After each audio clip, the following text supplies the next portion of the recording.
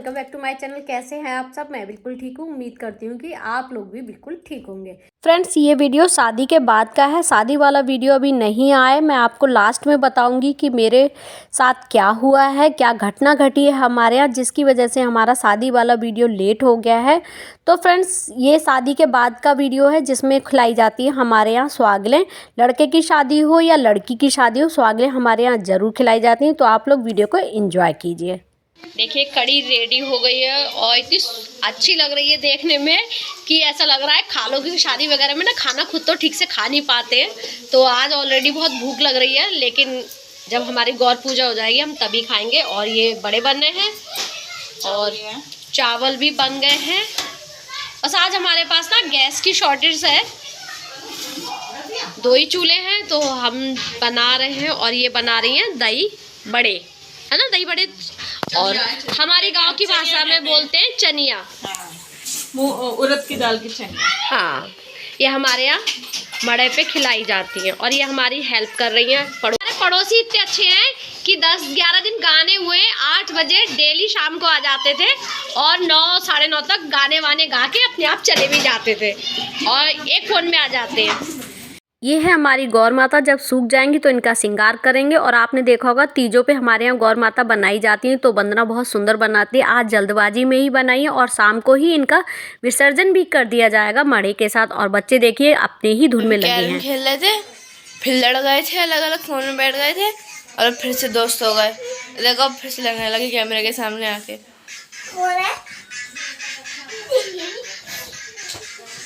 अरे मार क्यों रहे हो तन में? गौरी माँ का श्रृंगार मैंने कर दिया। सिर्फ 5 ही श्रृंगार की चीज़ें हैं, क्योंकि हमारे यहाँ कोई लाने वाला नहीं है अब, क्योंकि हमारी रैपिडो तो चली गई हैं।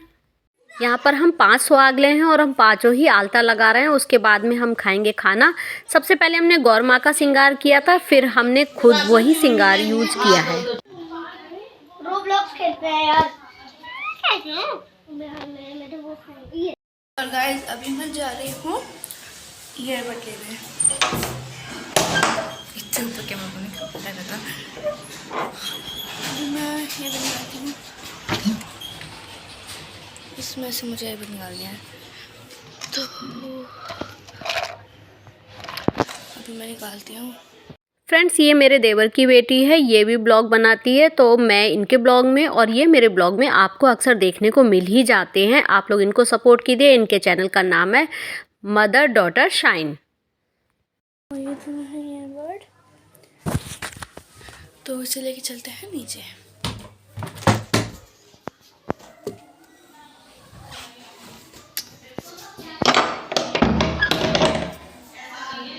ये सारा सामान शादी का बचा हुआ है जो कि वापस जाएगा।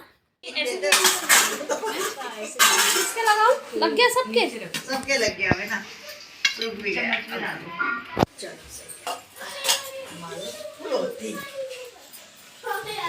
पेट भर के पानी मैंने रख दिया। पानी गिलास आएंगे, गिलास ये रहे हैं। खाने की प्लेटें हम लगा कर ही बैठेंगे, क्योंकि ऐसा कोई नहीं है जो कि बाद में हमें खाना सर्व कर सके, इसलिए हम सारा कुछ एक साथ रख कर बैठे हैं।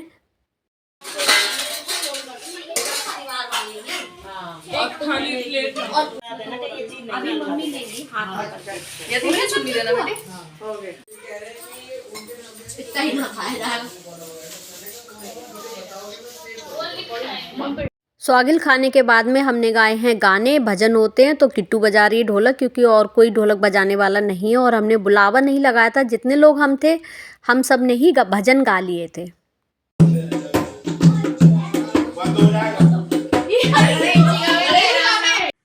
तो फ्रेंड्स, अब मैं बताती हूँ आप लोगों को कि शादी वाला वीडियो अभी तक मैं क्यों नहीं अपलोड कर पाई। शादी की भगदड़ में हुआ क्या कि मॉर्निंग में जब हम विदा कर रहे थे, यानी कि मानसी की जब विदा हो रही थी, उसके बाद ही मेरे हाथ से मेरा फोन छूट गया। कि शादी की हौच पौच होती है, उसमें क्या हुआ, मेरा फोन हो रखा है खराब, अभी ठीक होके नहीं आया है। तो इसलिए मैं शादी का वीडियो आप लोगों तक शेयर नहीं कर पाई। उसके लिए मैंने कम्युनिटी पोस्ट भी कर दी है। अब बात करते हैं जो दूसरा हादसा हुआ है हमारे साथ वो।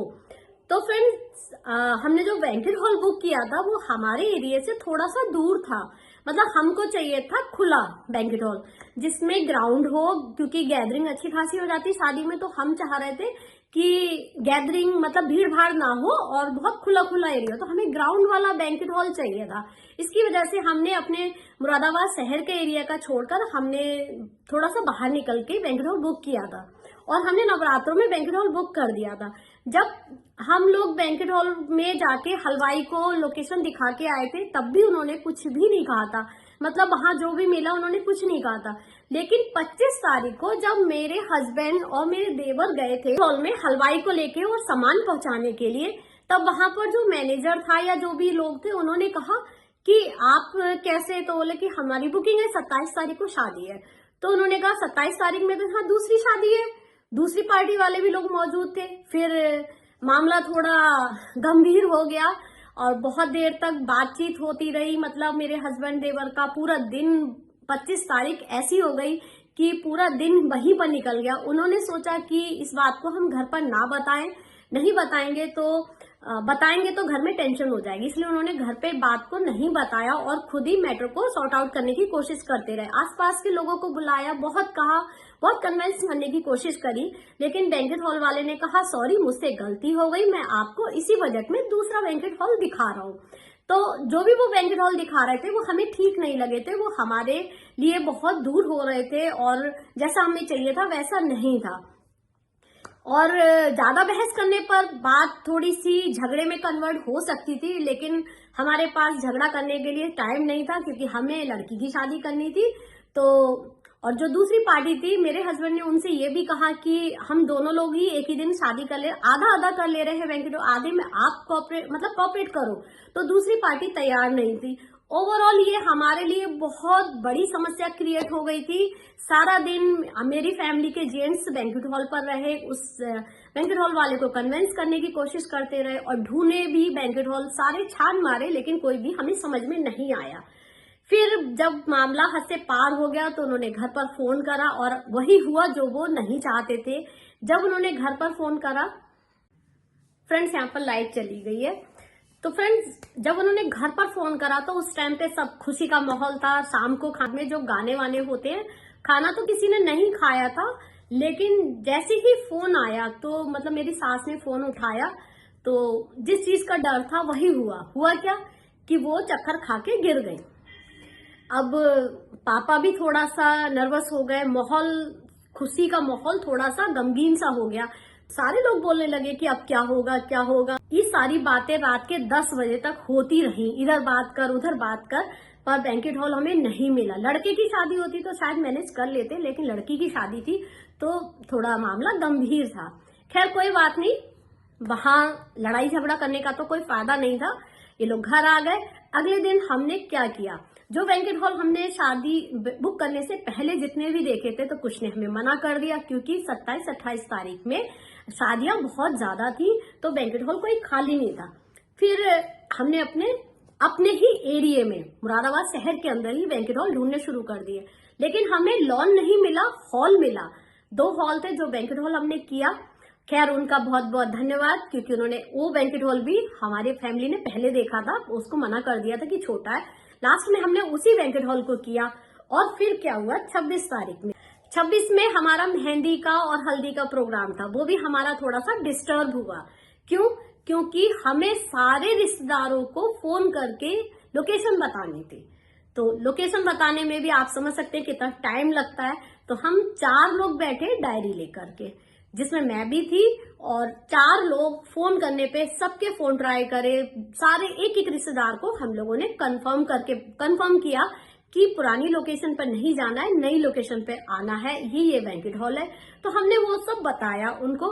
फिर भी क्या हुआ, हमसे कुछ चूक गए लोग और हम सब ने व्हाट्सएप स्टेटस लगाया ताकि जो भी व्हाट्सएप देखे, और लोगों से कहा कि अपने आसपास के लोगों को बता दें जिनको हमने इनवाइट कर रखा है। तो इस तरीके से हमारे 2 घंटे उस दिन के खराब हुए। तो आपने देखा होगा जो मेहंदी का प्रोग्राम है वो बहुत छोटा है, मतलब बहुत शॉर्ट कर लिया, क्योंकि हल्दी का लेट हुआ, फिर अंधेरा हो गया। तो यही सब हुआ। ओवरऑल ये हुआ कि प्रोग्राम सारे हो गए, शादी बहुत अच्छे से निपटी, लेकिन जो हमारे साथ हुआ ना वो बहुत बुरा लगा। और जितने भी लोग सुन रहे थे इस चीज को, सबका यही कहना था कि आज तक हमने ऐसा नहीं देखा कि एक ही बैंक्वेट हॉल की 2 बुकिंग हो गई। अब उन्होंने क्या किया, कैसे हुआ, क्यों हुआ, वो सब नहीं पता।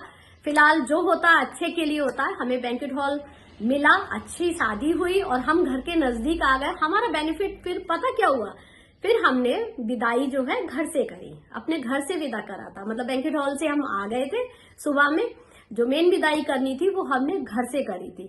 तो फ्रेंड्स बस मैं यही बताना चाहती थी कि कोई भी काम को आप ना बहुत सोच समझ कर करें, देखभाल कर करें। और निष्कर्ष इस बात से ये निकलता है कि अपने एरिया से बाहर ना निकलें, क्योंकि वो जहां हमने बुकिंग कर रखी थी जिस बैंक्वेट हॉल की, वो मुरादाबाद क्षेत्र में लग रहा था, लेकिन मुरादाबाद सिटी से बाहर था, द्वार हाईवे पर था, जहां हौच पौच ना हो। और दुल्हन जब आती है तो वो बहुत अच्छे से मतलब वो क्या बोलते हैं आजकल की आतिशबाजी सी होती है, तो वो सब हमारा स्किप हो गया, क्योंकि हॉल के अंदर हम ऐसा नहीं कर सकते थे। तो इसीलिए हमने वो बैंक्वेट हॉल किया था कि बाहर होता है और हमारे गेस्ट भी काफी सारे हो जाते हैं, तो इसलिए जो है हमने बड़ा सा करने की सोची थी, पर नहीं हुआ। पर जो भी हुआ बहुत अच्छा हुआ, कान्हा जी की कृपा से सब कुछ अच्छे से हो गया। लेकिन जिस बैंक्वेट हॉल वाले ने हमें धोखा दिया, वो एक ना एक दिन तो जरूर इस चीज का भुगतान करेगा, क्योंकि ये कलयुग है, यहाँ जो जैसा करता है वैसा भरता है। फ्रेंड्स यहाँ पर मैं फेरों के टाइम की छोटी सी क्लिप आप लोग के साथ शेयर कर रही हूँ। ये मुझे मिल गई थी अपने इस वाले फ़ोन में, इसलिए मैं यहाँ पर शेयर कर रही हूँ। और अपने वीडियो का एंड भी मैं यहीं पर करती हूँ। उम्मीद करती हूँ कि आपको वीडियो अच्छा लगा होगा। अच्छा लगा हो तो प्लीज़ वीडियो को लाइक करके कमेंट में बताना। और बहुत जल्द शादी का वीडियो आएगा। वीडियो देखने के लिए थैंक यू।